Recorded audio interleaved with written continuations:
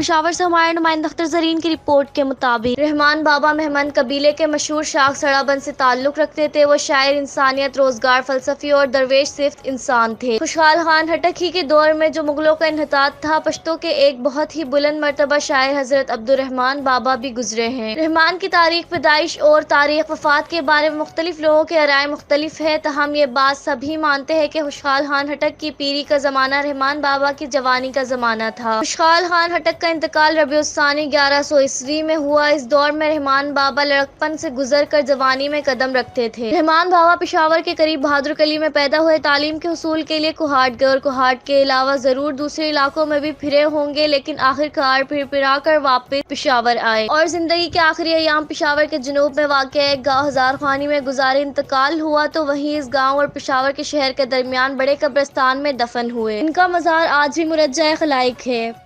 میں ہوں اختر زرین اور آپ دیکھ رہے ہیں ہر پل نیوز 24/7۔ بسم اللہ الرحمن الرحیم۔ السلام علیکم ناظرین، اس وقت میں رحمان بابا کے مزار میں موجود ہوں۔ آپ دیکھ رہے ہیں یہ رحمان بابا کا مزار ہے۔ یہ ایک صوفی شاعر تھے اور یہ مومند کے علاقے سے تعلق رکھتے تھے، پختون تھے، اور یہ مزار بہت خوبصورت بنایا گیا ہے۔ دیکھ رہے ہیں اس میں پتہ نہیں کون کون سے مٹیریل استعمال کیے گئے ہیں، اور یہاں بہت سارے لوگ آتے ہیں، عرس بھی ہوتا ہے اس کا۔ ناظرین، رحمان بابا کے مزار پر اس کے اپنے کچھ شعر بھی لکھے ہیں پشتوں میں۔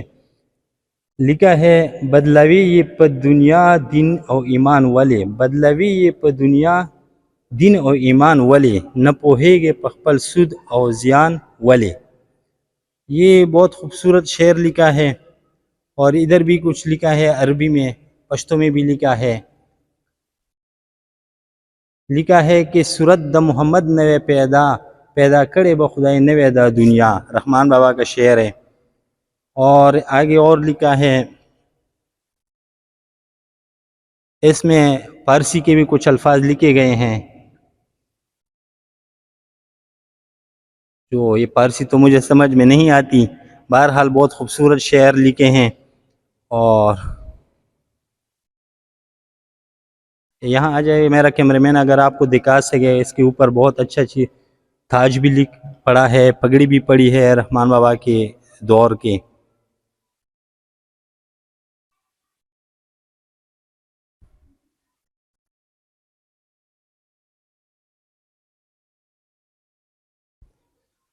اور یہ رحمان بابا کے مزار کے ساتھ اس کے عقب میں ایک مدرسہ بھی جو ہے نا بنا ہے، اس میں بچوں کو دینی تعلیم دیا جا رہا ہے، اور جاتے ہیں بچوں سے بھی پوچھتے ہیں، اور اس کے جو استاد صاحبان ہیں اس سے بھی پوچھیں گے۔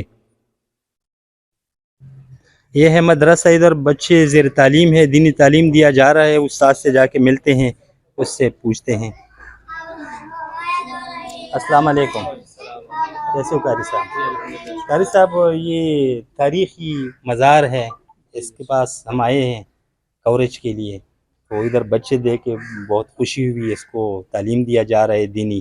تو آپ یہ مزار کے بارے میں کچھ باتیں کریں، اور یہ بچوں کو جو تعلیم دیا جا رہا ہے اس کے بارے میں، کہاں تک تعلیم دیا جا رہا ہے؟ حفظ ہوتا ہے یہاں، علم ہوتا ہے، یا صرف ناظرہ تک آپ لوگ پڑھاتے ہیں؟ بسم اللہ الرحمن الرحیم۔ جس طرح آپ آئے ہیں تو آپ تو بے شک اللہ کے ایک نیک ولی کے دربار میں آپ نے حاضری دی، اور یہاں پہ دربار سے ساتھ جو منسلک مسجد ہے، یہاں پہ امامت کا نائب امام بطور خدمات سر انجام دے رہا ہوں۔ اور یہ جو بچے آپ دیکھ رہے ہیں، اس میں حفظ کے بھی ہے، ناظرے کے بھی ہے، اور اس کے ساتھ ساتھ ہمارا اپنا ادارہ ہے قریبی، تو آپ یہ دور حدیث تک، تخصص تک طلباء وہ پڑھتے ہیں، اور ہر سال وہاں سے علم دین، عالم دین فارغ ہوتے ہیں، علم دین حاصل کر کے، اور پھر وہ مختلف علاقوں میں وہ دین کے پھیلا رہے ہیں، ان کی کوشش کر رہے ہیں۔ اور جو حضرت قلندر عبدالرحمن ابا رحمۃ اللہ تعالیٰ علیہ، تو ان کا شخصیت تو کسی سے پوشیدہ نہیں ہے، وہ تو بالکل چاند کی طرح ان کی شخصیت واضح ہے، کیونکہ اس نے جو پیغام دیا ہے، جو شاعری دی ہے، جو چھوڑی ہے ہمارے لیے، جو خصوصی طور پر پشتون کے لیے، اس علاقے کے لیے، تو ان کے لیے ایک مشعل راہ ہے، اور اس نے لوگوں کو اپنے اشعار کے ذریعے دین کا پیغام دیا ہے، حضور صلی اللہ علیہ وسلم کی محبت کا پیغام دیا ہے، اور صحیح عقیدے کا پیغام دیا ہے، اور اس نے لوگوں کو بس یہی صرف عشق محبت، عشق محمد صلی اللہ علیہ وسلم، عشق خدا اور اس کے رسول یہی سکھایا ہے۔ تو حضرت قلندر عبد الرحمن بھی اپنے اشعار میں سارے میں یہی کہتے ہیں جی کہ اگر حضور صلی اللہ علیہ وسلم نہیں تھے تو یہ زمانہ بھی نہیں تھا، کچھ بھی نہیں تھے، اور بالکل یہ تو واضح ہے کہ یہ دنیا اللہ نے حضور صلی اللہ علیہ وسلم کے وسیلے سے ہی بنائی ہے۔ جزاک اللہ۔ اچھا قاری صاحب، آپ یہ بتائیے، بجلی گر استاذ کے منہ سے آپ نے سنا ہوگا کہ ارے میں جب قبر کھولی گئی کچھ کام ہو رہا تھا تو اس نے کچھ ایسی بات کہی تھی کہ جب میں نے اس کی داڑھی مبارک دیکھی تو اسی طرح گلی تھی، اس کے بارے میں کچھ بات بتائیں۔ یہ جو تھا یہ پہلے سے اس طرح تھا کہ یہاں پہ یہ مزار نہیں تھا، یہ مسجد بھی نہیں بنی تھی، اس درخت کے ساتھ انہوں نے ایک چوپال بنایا تھا اور یہاں پہ یہ ملنگ بیٹھتے تھے اور ساتھ میں یہاں پہ چوپال بنایا تھا، یہاں پہ مسجد نماز بھی ادا کر رہے تھے۔ پھر بعد میں جب یہ حکومت نے بنانا چاہا اس سے پہلے، تو پھر اس وقت جب کھدائی کی تھی تو وہ آیا تھا، تو وہ خود اپنی زبان سے کہہ رہے، اور یہ بھی رحمان ابا کا شعر ہے کہ امانت بدل لحد کو منس کی پروتی کچا ذات کو امانت بدل دنیا، یعنی جس نے دنیا پہ خود کو امانت کیا ہوا لحد میں بھی، قبر زمین کے اندر بھی وہ امانت وہی بالکل ٹھیک ٹھاک رہے گا۔ تو اس طرح سے اس نے بھی کہا کہ میں آیا اور میں نے دیکھا کہ یہ ابھی ٹھیک بھی ہے کہ نہیں، اس نے یہ شعر بنایا ہے، کہا ہے۔ تو اس نے کہا کہ سارے مزدور وہ باتیں کر رہے تھے، کھانا کھا رہے تھے، تو میں نے وہاں سے پتھر اٹھایا تو دیکھا بالکل وہ صحیح بالکل ویسے تھا جیسے ابھی غسل دی اور ابھی رکھا ہو۔ تو یہ اولیاء کرام کا کرامت ہے کہ، اور احادیث اور قرآن سے بھی ثابت ہے کہ اولیاء کو، اس کو انبیاء کو، صلحاء کو، شہداء کو یہ زمین نہیں کھاتی، وہ بالکل صحیح سلامت ہوتے ہیں۔ تو یہ اور اس سے ثابت بھی ہوا کہ اولیاء کرام وہ زندہ ہوتے ہیں، صرف دنیا سے وہ پردہ کرتے اور اس فانی دنیا سے اصلی دنیا تک منتقل ہو جاتے ہیں۔